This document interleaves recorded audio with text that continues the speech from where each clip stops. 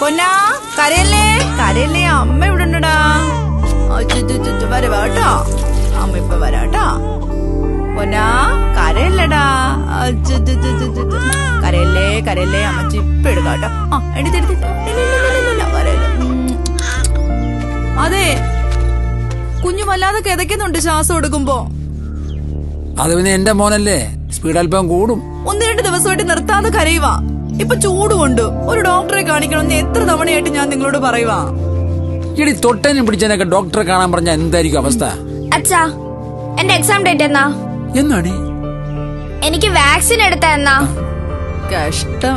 എല്ലാം അമ്മ പറഞ്ഞാലേ അച്ഛൻ അറിയൂ. എന്നാ പിന്നെ അമ്മ പറയുന്ന കൂടി കേട്ടാൽ എന്താ കുഴപ്പം? കുഞ്ഞിന്റെ ഓരോ ചലനവും മനസ്സിലാക്കുന്നവരല്ലേ നിങ്ങൾ അച്ഛനമ്മമാർ. പിന്നെന്താ കുഞ്ഞിന്റെ ശ്വാസത്തിന്റെ ബുദ്ധിമുട്ട് മനസ്സിലാക്കാത്തത്?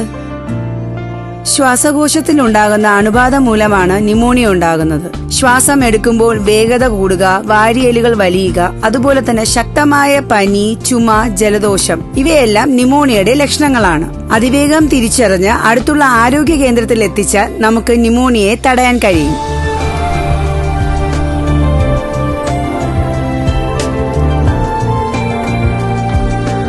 ബാല്യകാലം ആരോഗ്യകരമാകാൻ ന്യൂമോണിയയെ തടയാം കരുതലോടെ.